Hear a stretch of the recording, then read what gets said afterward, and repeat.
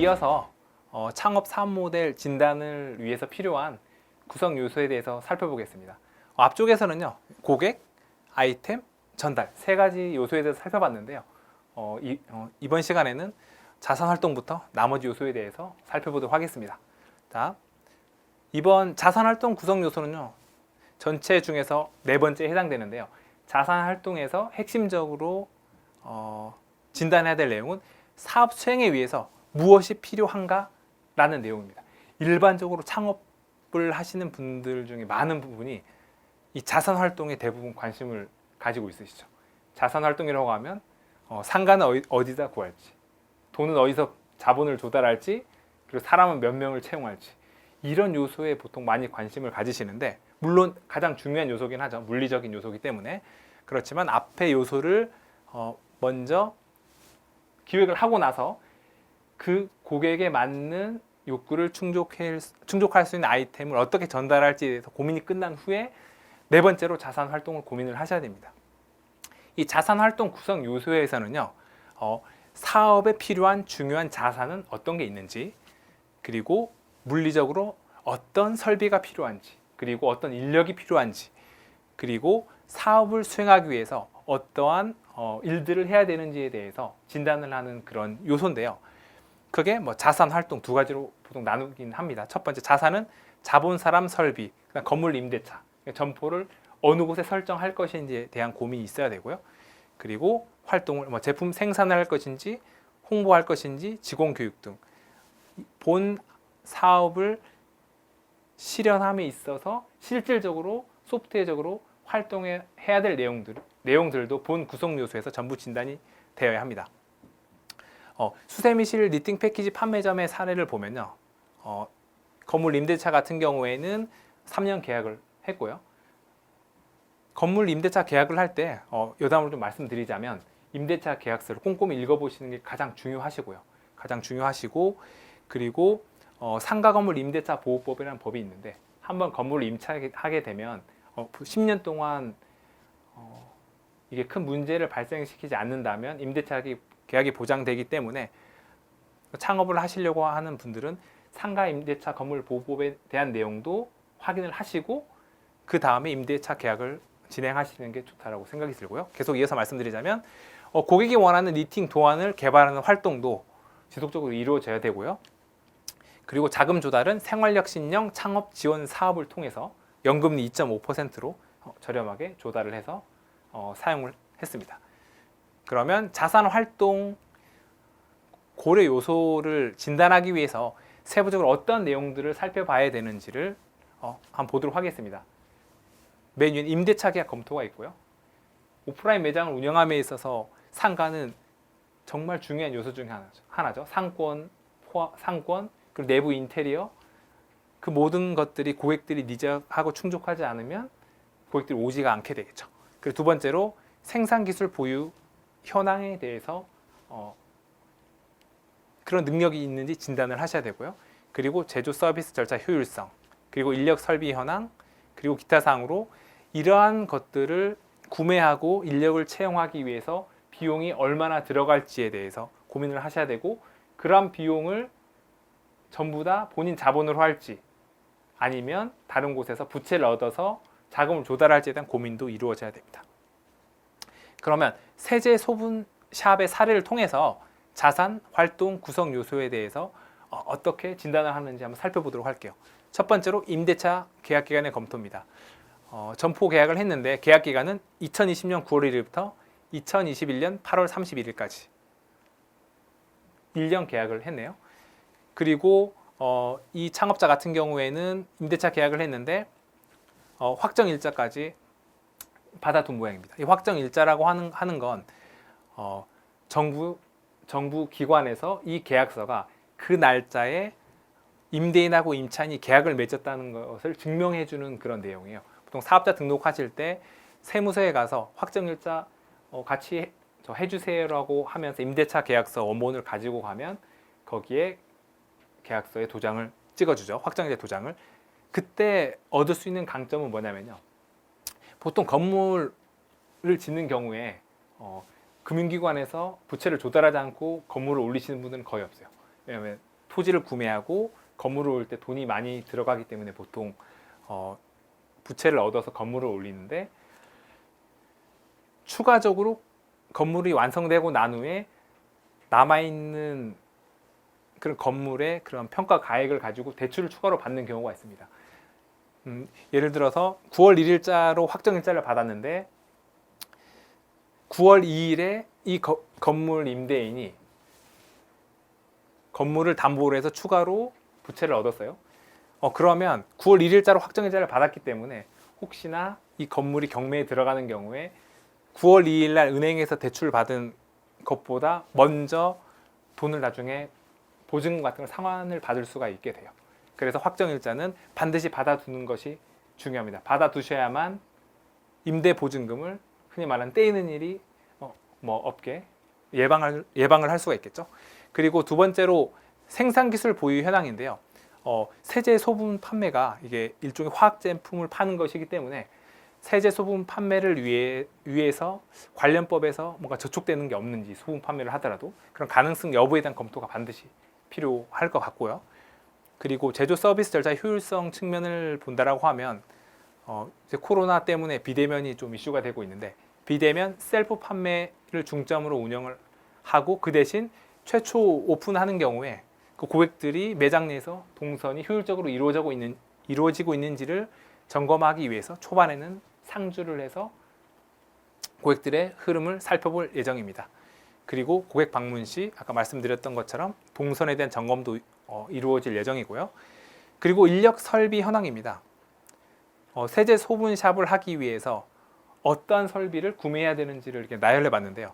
전자저울, 선반, 액체용 대용량 벌크통, 받침용 접시, 그다음 고체용 대용량 벌크통, 소분용 깔때기, 계량컵, 재사용 용기, 소독용 알코올 등등등 많이 있죠.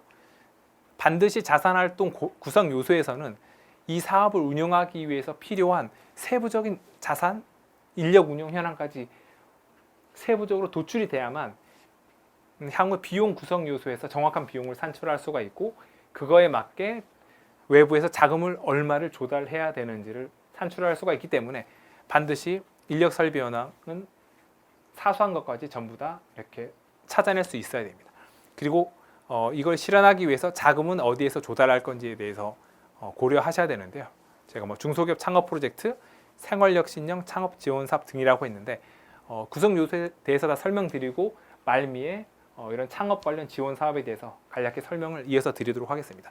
결론적으로 자산활동 파트에서는 사업에 필요한 모든 자산활동이 도출되어야 되는데요. 세제 소분샵 같은 경우에는 비대면으로 인력은 대표 1인으로 가능하다고 판단을 했고요. 그리고 초기 설비 확보가 중요하고, 그리고 초기 소비자가 접근하기 좋은 장소를 임차하는 것이 중요하다고 진단을 내렸습니다. 마찬가지로 지금 창업 아이템이 있으신 분들은 지금 잠깐 강의를 일시정지를 하시고 그 아이템의 자산 활동 구성 요소가 어떻게 되는지 진단을 한번 해보시면 좋을 것 같습니다. 이어서 다음 구성 요소에 대해서 설명을 드리겠습니다. 파트너 구성 요소인데요. 우리 기업과 협력할 수 있는 다른 기업은 없을까라는 고민을 해보는 그런 구성 요소입니다. 반드시 필수적인 요소는 아닐 수가 있는데요. 그렇지만 예를 들어서 고객군이 같다라거나 아니면 원재료 공급처하고 뭔가 서로 윈윈할 수 있는, 우리가 흔히 말하는 윈윈할 수 있는 그런 요소가 있다라고 하면 서로 도움이 될 수가 있는 그런 파트너를 찾으면 사업이 유용하게 될 수가 있겠죠. 한 예를 들어보면 아마 이런 사례를 평소에도 이렇게 마주친 적이 있으실 텐데요. 어떤 점심에 정식집에 갔는데 그 정식집에서 식사를 하고 나서 결제를 하면 바로 옆에 있는 카페에서 아메리카노 15% 할인 쿠폰을 준다라고 하면 서로 윈윈할 수 있게 되겠죠. 정식집 같은 경우에는 나중에 커피까지 이어서 마실 수 있기 때문에 정식집 고객 유입이 늘어날 수가 있고, 카페 같은 경우에는 아메리카노 같은 경우 원가가 낮기 때문에 15% 할인해서 제공을 해주더라도 유입되는 고객 수가 많아지면 이익이 더 많아질 수가 있겠죠. 그런 정식집과 카페 할인 쿠폰이 파트너의 예라고 볼 수도 있겠습니다. 그 수세미실 니팅 패키지 판매점의 사례에서는 니팅 패키지 구성품을 공급받을 수 있는 그런 원재료 업체와 공급 계약을 체결함으로써 그 업체와의 파트너 관계를 유지할 수 있는 사례가 되겠습니다. 이런 파트너 구성 요소를 세부적으로 진단하기 위해서 해야 될 내용들이 앞에 이렇게 기재가 되어 있는데요. 파트너 업체는 어디로 할 것인지, 그리고 원재료 공급처, 그다음 고객이 같은 다른 업종은 어떤 게 있는지 파트너 구성 요소에서 한번 살펴보면 좋을 것 같습니다. 파트너 구성 요소는 앞에서도 말씀드렸지만 반드시 필수적이지는 않지만 서로 윈윈할 수 있는, 서로 도움이 될 수 있는 그런 곳을 도출해낼 수만 있다라고 하면 사업을 더 원활하게 진행할 수 있고 수익을 더 많이 올릴 수 있고 비용을 더 절감할 수 있는 그런 효과를 가져올 수가 있겠습니다. 자, 그럼 이어서 세제 소분 샵의 사례를 가지고 파트너 구성 요소를 진단해 보는 걸 한번 보도록 할게요. 일단 파트너 업체는 이렇게 진단을 했네요. 샵 형태로 운영하는 경우에 전대를 해준 업체와 고객군이 뭐 유사한지 확인을 해볼 수가 있겠죠. 예를 들어서 지금 세제 소분샵에 오는 고객들은 일반 인근 주민이라고 앞에 진단을 내렸었는데 세제를 사러 오시는 분들이 왔을 때 살 수 있는 다른 게 어떤 게 있을까요? 예를 들어서 이런 게 있을 수가 있겠죠. 그래서 땡땡땡 마을이라는 그런 친환경 그런 식재료를 파는 그런 매장이 있다라고 하면 그런 분들은 세제 소분샵의 그 친환경적인 그런 사회적 미션을 달성하려고 하는 그런 철학과 일치하기 때문에 땡땡 마을에 오시는 분들은 세제 소분샵을 이용할 가능성이 높겠죠. 그러면 그 업체와의 파트너 관계를 유지할 수가 있다고 판단이 된다라고 하면 그 업체 내에 하나의 샵 형태로 다시 들어가는 것도 고민을 해볼 수 있다라고 이 창업자는 판단을 한 것 같아요. 그리고 원재료 공급처라고 적었는데 소분샵에서 지속적으로 원가가 발생하는 부분은 세제 제조 업체에서 사오는 것이라고 이렇게 판단을 내렸기 때문에 대용량 벌크 세제로 세제 구매가 가능한 원재료 공급처를 섭외하는 것이 원가 절감을 위해서 중요하다고 볼 수 있습니다. 왜냐하면 우리 이 세제 소분샵의 아이템이 경쟁력 중에 하나가 고객들에게 가능한 저렴하게 낮은 가격에 세제를 공급하는 것이었기 때문에 그렇게 하기 위해서는 원재료를 가능한 낮은 가격에 구매해 오는 것이 중요하기 때문에 원재료 공급처가 중요한 파트너라고 볼 수 있겠습니다. 그리고 고객 같은 다른 업종인데 아까 그 땡땡 마을의 예를 들었는데 그걸 설명을 한 거죠. 소비자 협동조합 등 친환경에 관심이 있는 고객들이 이용하는 사업을 확인한 후에 제휴할 수 있는 방안을 강구를 한다면 더 사업을 원활하게 수행할 수가 있겠죠. 마찬가지로 이 파트너 구성 요소도 지금 잠시 일시정지를 하신 다음에 창업 아이템이 있으신 분들은 한번 연습을 해보시고 이어서 강의를 들으시면 좋을 것 같습니다. 자, 열심히 달려왔습니다. 지금 2개 남았는데요. 6번째 구성 요소를 한번 살펴보겠습니다. 여기서부터는 약간 숫자가 나올 수 있고요. 숫자 울렁증이 좀 있으신 분들도 있겠지만 가능한 쉽게 설명을 해보도록 하겠습니다. 수익 구성 요소는요, 우리 기업은 수익을 얼마나 올리고 있는가에 대해서 진단을 하는 건데요. 이 수익은 다른 말로 우리가 흔히 말하는 매출, 매상이라고 부르는 게 수익입니다. 그래서 매출이라고 생각하셔도 상관없으시고요. 그에 대해서 고민을 해야 되는데 고객들이 어떤 경우에 돈을 지불할 것인가에 대한 것도 좀 고민이 필요하겠고, 그리고 수익이 얼마나 될 것인가를 실제 숫자로 도출할 수 있어야 합니다. 그래야 나중에 비용하고 비교해서 이 사업을 재무적으로 분석을 했을 때 하는 게 맞는지, 아니면 흔한 말로 접어야 되는지, 아니면 어떤 걸 개선하면 수익이 날 수 있는지를 진단을 할 수가 있게 됩니다. 수세미실 니팅 패키지 판매점의 사례를 보면 니팅 패키지 판매를 통해서 수익을 발생시켰죠. 도안이라든가 영상 제공 서비스를 제공을 하고 실제 패키지 판매를 통해서만 수익을 올리는 모델로 잡았었는데 실제 제가 금액은 적지 않았지만 실제 진단을 했을 때는 예상 고객을 분석을 해서 월 수익이 어느 정도 나오겠다라고 진단을 했고, 실제 사업을 1년 이상 운영했을 때 그 내용이 어느 정도 맞아 들어갔던 사례입니다. 자, 그러면 수익을 분석하기 위해서 수익 구성 요소를 진단하기 위해서 어떤 내용을 살펴봐야 되는지를 한번 살펴보겠습니다. 첫 번째로 우리 점포 가격의 적정성에 대해서 살펴봐야 됩니다. 물론 앞쪽에서 아이템 쪽에서 경쟁사 분석을 하기는 했지만 다시 한번 가격이 적정한지에 대해서 살펴봐야 되고요. 이거는 소비자 측면에서의 적정성뿐만 아니고 우리가 원재료를 구매해오는 비용, 그리고 우리가 가게를 임차한 비용, 그리고 거기에서 근무하는 직원이 있는 경우에 직원의 인건비 등등등을 다 고려했을 때 우리 가격이 적정한지에 대해서 검토를 해야 됩니다. 1년에 들어간 비용이 1억인데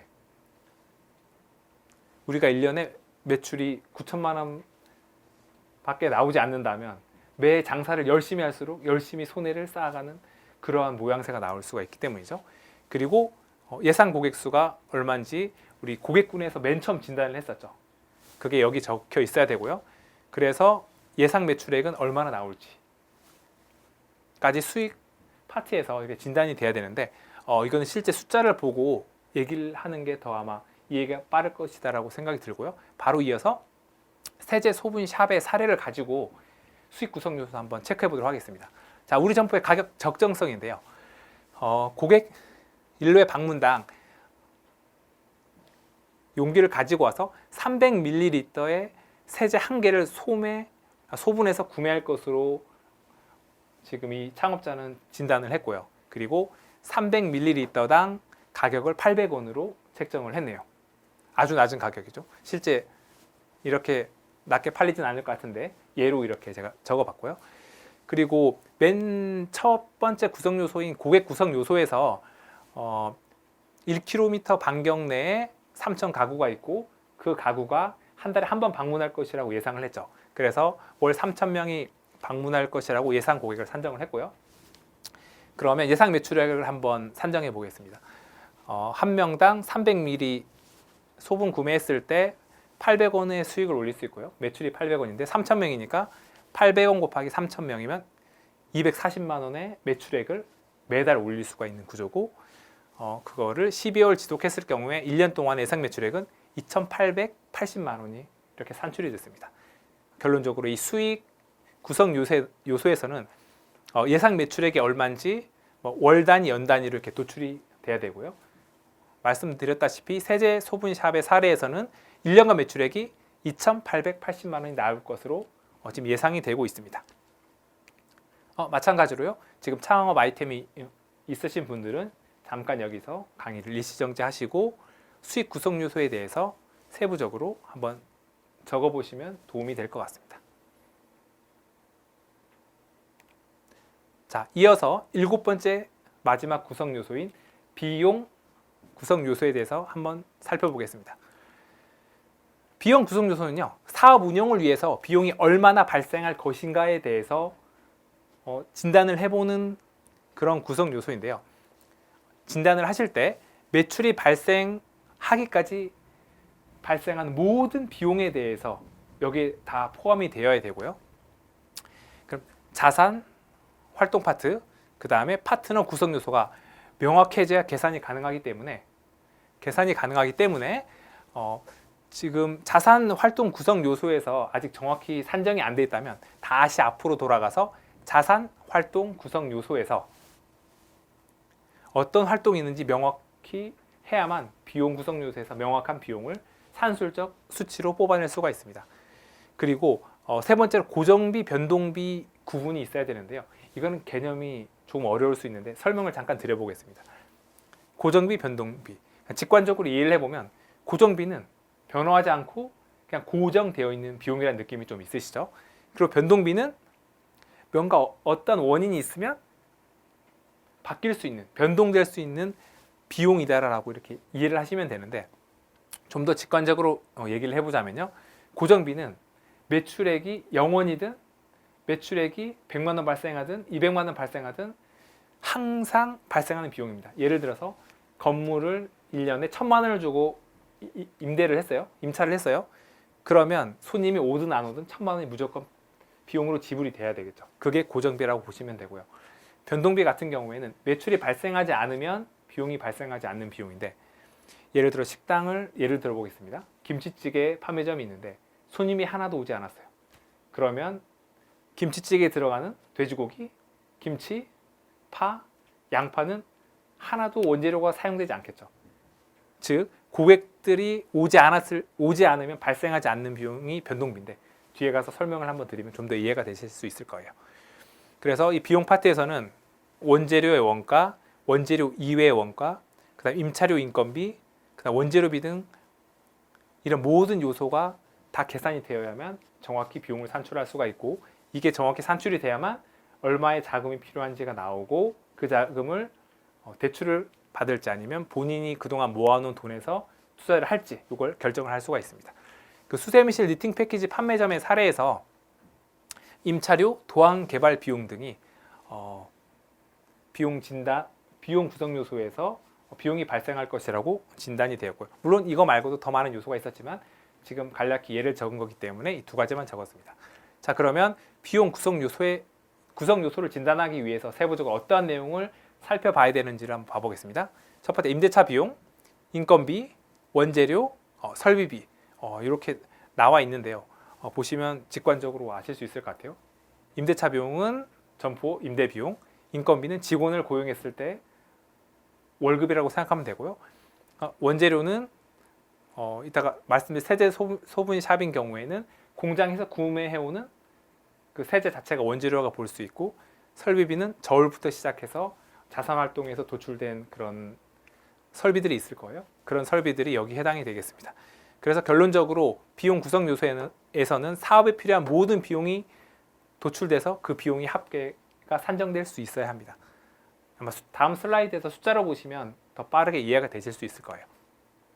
자, 그러면 세제 소분샵의 사례를 가지고 비용 구성 요소를 살펴보겠습니다. 자, 먼저 임대차 비용을 보면요, 연간 360만 원에 임차를 했어요. 이것도 그냥 사례니까 360인데 실제 360에 빌릴 수 있는 곳은 그 시내권에서는 찾기가 쉽지 않겠죠. 아무튼 연간 360만 원 임차를 했고요. 월로 환산하면 월 30만 원의 임대료가 발생이 됩니다. 그리고 인건비 부분에서는 대표자 1인 창업으로 앞쪽에서 이렇게 산정을 했기 때문에 대표자 인건비는 월 50만 원 책정했습니다. 그 이유는 비대면 판매로 리필 및 매장 관리 비용 정도만 책정하기 때문에 하루 종일 매장에 근무하는 게 아니기 때문에 50만 원을 책정을 했습니다. 가끔 이렇게 물어보시는 분이 있으세요. 대표자는 돈이 나가는 게 아닌데 왜 여기에 비용으로 산정합니까? 라고 이렇게 물음표를 던지시는 분들이 있는데, 만약에 대표자가 직접 일하지 않는 경우에 누군가를 채용해야 되겠죠? 그런 비용이 발생하겠죠. 대표자가 직접 창업을 해서 급여가 실제 나가지 않더라도 이런 사업 모델을 진단을 할 때는 대표자 본인의 인건비도 반드시 책정을 해야만 이 사업이 할 만한지 아닌지를 산정을 할 수가 있기 때문에 반드시 대표자 1인 창업인 경우에도 본인 인건비를 반드시 넣으셔야 됩니다. 단적으로 그냥 예를 들으면 이 창업을 안 하시면 다른 곳에 가서 월급을 받으실 수 있는데 그 월급을 포기하고 창업을 하신 거기 때문에 그만큼 반드시 들어가셔야 손해보는 일이 발생하지 않으실 겁니다. 자, 그러면 월급을 1년 환산하면 대표자 인건비로 600만 원의 비용이 발생하는 거고요. 원재료 같은 경우에는 300ml를 제조 공장에서 500원에 사올 수 있도록 협약을 맺은 모양이네요. 그래서 3,000명이면 한 달에 150만 원의 세제 매입 비용이 발생을 하고 1년엔 1,800만 원입니다.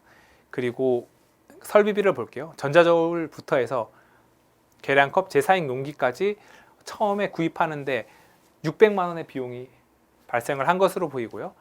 그리고 이 설비 같은 경우에는 2년 동안만 사용하다라고 가정을 해보면 600만 원을 구입한 장비를 24개월 동안 쓰는 것이기 때문에 한 달에 25만 원의 비용이 발생한다라고 이렇게 볼 수 있겠죠. 그걸 1년 동안 환산하면 설비 비용은 1년에 300만 원이 발생한다라고 볼 수 있겠습니다. 그러면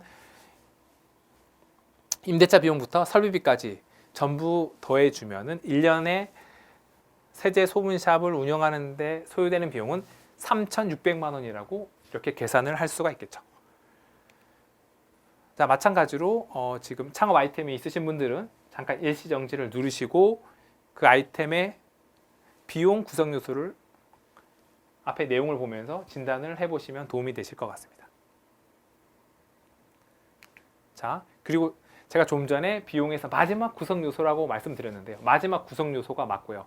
그리고 이건 플러스 알파라고 보시면 되는데 수익과 비용을 비교해서, 즉 매출액과 발생한 비용을 비교해서 이 사업을 할 만한지 할 만하지 않은지, 이 사업을 진행하는 경우에 손해가 발생할지 이익이 발생할지에 대해서 마지막으로 진단을 최종적으로 해야 됩니다. 수익이라는 말도 있고 매출이라는 말도 있고 이익이라는 말도 다양하게 존재하는데요. 수익과 이익은 다른 개념입니다. 수익은 매출액을 말하는 거고요. 이익은 수익에서 비용을 뺀 나머지가 이익입니다. 이런 개념은 좀 잘 잡아가시면 좋을 것 같고요. 세부적으로 사례를 가지고 수익과 비용을 진단해 보면 좋을 것 같은데, 그에 앞서서 수익과 비용을 진단하기 위해서 어떠한 요소를 구체적으로 살펴봐야 되는지를 설명을 간단히 드리고 사례로 가도록 할게요. 첫 번째, 고정 비용이 얼마나 발생하는지를 항목별로 산출을 하셔야 되고요. 고정 비용이란 건 아까 말씀드렸죠. 매출, 손님이 오지 않더라도 무조건 발생하는 비용. 대표적인 게 임차료가 있다고 말씀드렸고, 그리고 변동 비용 있죠. 손님이 와야만 비용이 발생하는, 김치찌개 판매점에서는 손님이 와야만 김치찌개 재료인 돼지고기, 김치, 파, 양파 등이 소진이 되겠죠. 그리고 각각 고정 비용과 변동 비용의 합계를 산출을 하셔야 되고, 그리고 제품 하나를 판매하는 경우에 얼마의 이익이 발생하는지를 계산을 하셔야 됩니다. 이거를 산정을 하시면 순이익이 발생하기 위해서 몇 개를 판매해야 되는지가 나오게 되고요. 지금 이것만 말씀드리면 좀 이해가 좀 어려우실 수 있는데 세제 소분 샵의 사례를 가지고 한번 이해를 해보도록 할게요. 자, 보시면 세제 소분 샵의 사례입니다. 일단 고정 비용부터 보겠습니다. 연간 임차료가 앞쪽 비용 구성 요소에서 진단했을 때 360만 원이었죠. 1년에. 그리고 대표자 인건비를 한 달에 50만 원으로 책정을 했고 12개월 산정을 하면 600만 원의 인건비가 발생을 할 겁니다. 그리고 설비비 기타 다 포함해서 연간 300만 원의 비용이 발생할 것이라고 진단을 했죠. 그러면 360만 원, 600만 원, 300만 원을 다 더하게 되면 1년에 발생하는 비용은 1260만 원에 해당이 됩니다. 그러면 최소한 처음 사업을 시작할 때 1260만 원 있어야 시작을 할 수가 있겠죠. 그러면 지금 제가 창업자라고 하면 현재 통장에 500만 원이 있다라고 하면 500만 원을 제외한 나머지 760만 원은 외부에서 빌려와야만 사업을 시작할 수가 있겠습니다. 그리고 변동 비용을 한번 살펴볼게요. 변동 비용은 매출, 손님이 와야만 발생하는 비용이라고 했죠.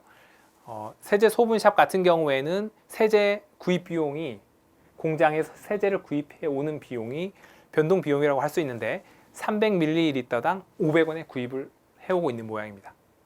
그럼 변동 비용 합계는 고객 한 명당 500원이고요.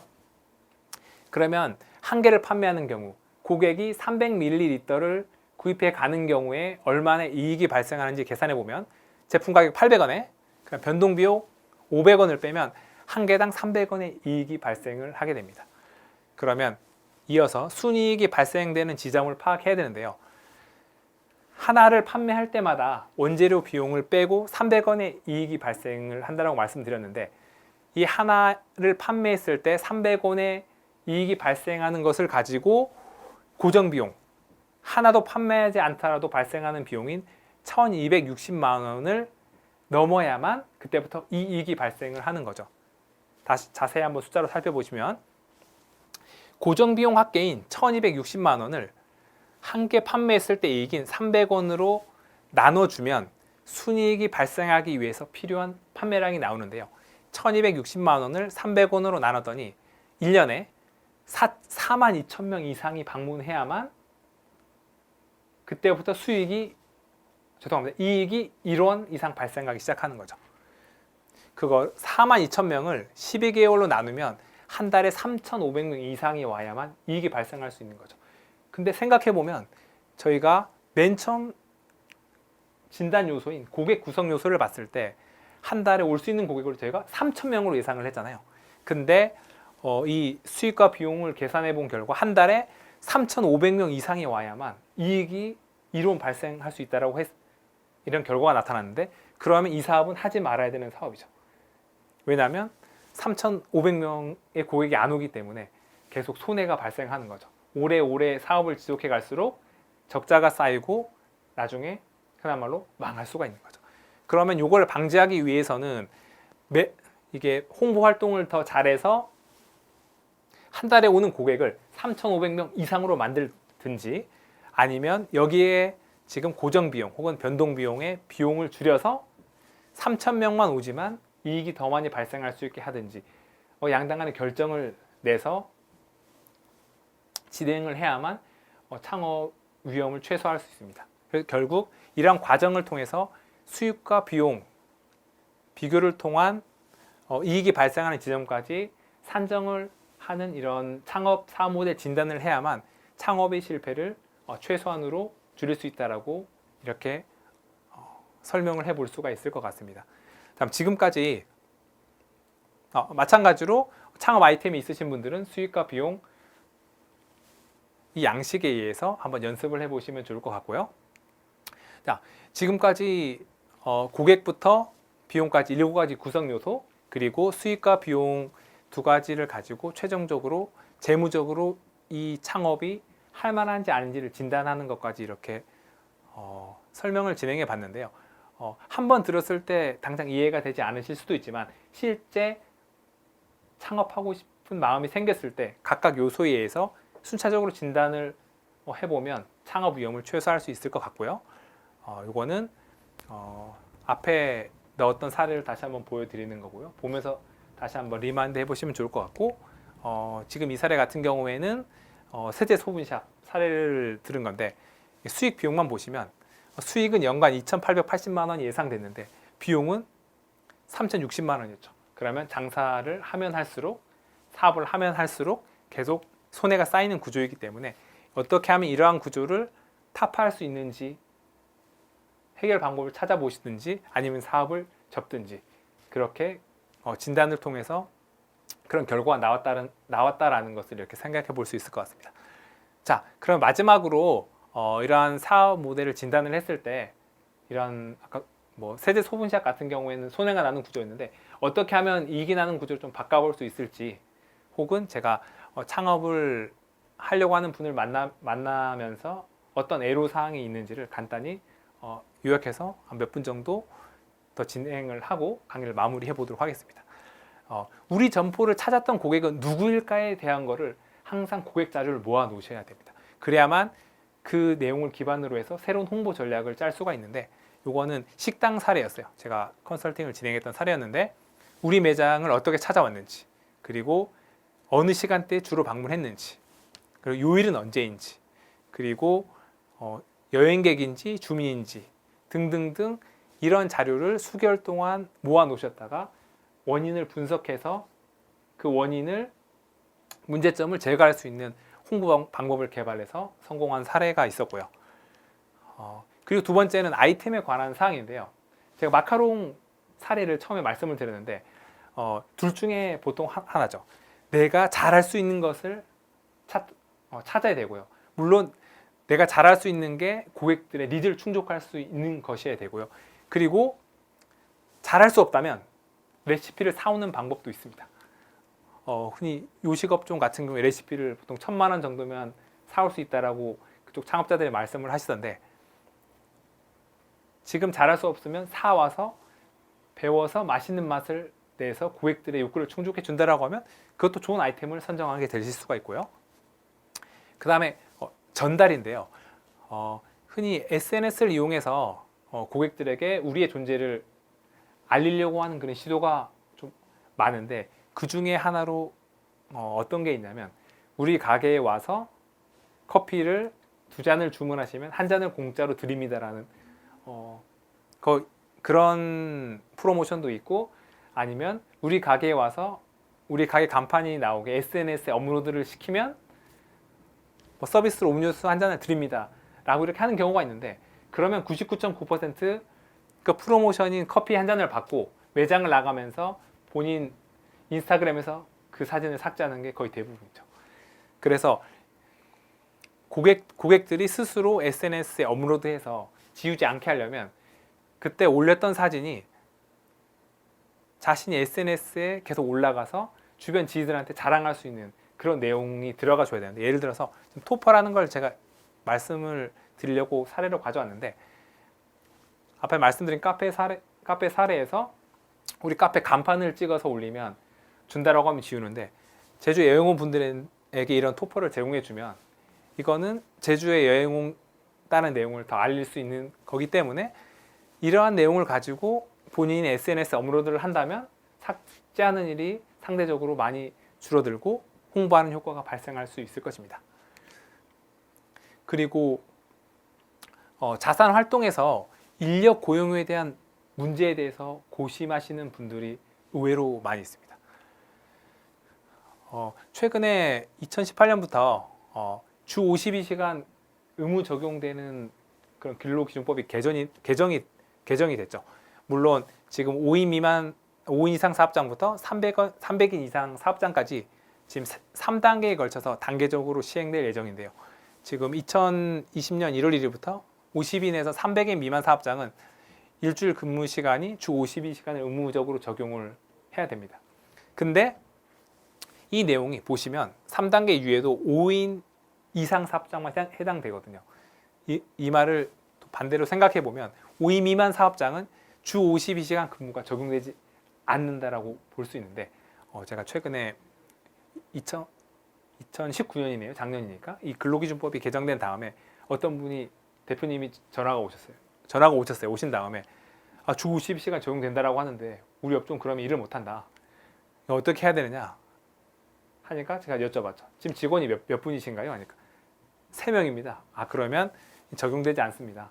그 대신 직원들이 무리하게 일하지 않게 잘 근무 스케줄을 짜시고 더 일한 만큼 급여를 더 주시면 문제가 되지 않습니다. 이렇게 말씀을 드렸는데, 주 52시간 근무 적용은 5인 미만 사업장은 현재 해당 사항이 없다는 것을 알고 있으시면 될 것 같고요.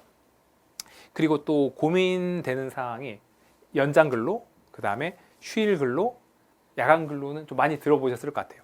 연장 근로를 하거나 휴일 근로를 하거나 야간 근로를 하게 되면은 시간당 급의 50%를 가산해서 지급을 해야 되는데, 이 또한 5인 미만 사업장은 현재 해당 사항이 없다는 점을 알고 있으시면 될 것 같고요. 물론 직원분들의 복리후생을 위해서 더 주시는 것은 상관없습니다. 근로기준법은 최하 기준이기 때문에요.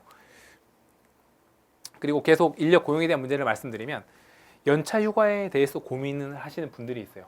그래서 입사 1년 차에는 1개월 근무하면 연차 휴가가 하루 발생하고 2년 차에는 15일의 연차 휴가가 발생한다라고 대부분 알고 있으신데, 이거 역시 5인 미만 사업장에는 현재 해당 사항이 없습니다. 그리고 지금 5인 미만 사업장에서 주요 적용 사항을 이렇게 나열해 놨는데 한번 읽어보시면 좋을 것 같고요. 그리고 마지막으로 자산 활동에서 자금 조달을 하는 방법에 대해서 말씀드리고 마무리 지으려고 합니다.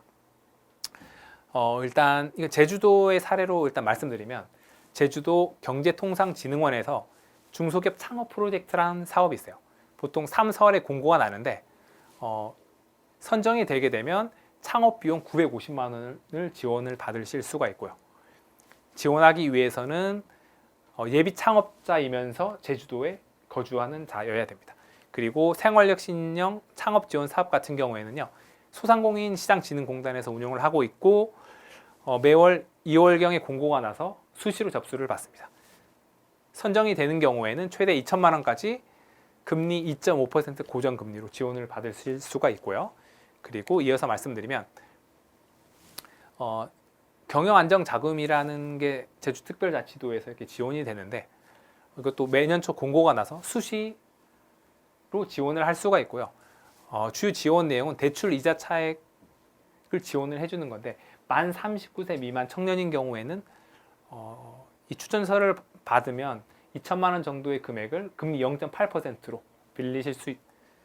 빌려서 사용하실 수가 있으니까 이용해 보시면 좋을 것 같고요. 그리고 제조업체 경영 안정화 지원 사업, 그리고 골목상권 시설 개선 및 경영 컨설팅 지원 사업 등 창업자를 지원해 주기 위한 다양한 사업들이 있기 때문에 이 강의를 들으시는 분 중에 창업 아이템이 있거나 향후 창업 아이템이 있는 경우 보시면 예비 창업자만 지원되는 경우가 많거든요. 사업자 등록을 해버리는 순간 예비 창업자가 아니기 때문에 이런 창업 아이템이 있다라고 하면 뭐 당장 사업자 등록을 하기보다는 이런 지원 사업을 통해서 자금을 조달하신 후에 사업자 등록을 해서 창업을 하시면 좀 더 수월하게 자금을 확보해서 여러분들이 창업의 위험을 최소화하고 창업의 성공으로 다가가는데 좀 더 도움이 될 수 있지 않을까 그렇게 생각을 해봅니다. 마지막으로 오늘 했던 그런 사례를 한 번 더 넣었고요. 오늘 창업 시 4모델 진단에 대한 7가지 요소와 그리고 자금 조달하는 방법 등에 대해서 말씀드렸는데 얼마나 도움이 되셨는지는 잘 모르겠지만 도움이 좀 되셨길 바라고요. 창업은 항상 성공을 위한 요소에 대해서 고민하기보다는 실패를 줄일 수 있는 방법에 대해서 고민을 하는 게 더 중요하다는 말씀을 드리면서 향후 창업을 하시려고 하는 여러분들의 성공을 기원하면서 오늘 강의는 여기서 마무리하도록 하겠습니다. 감사합니다.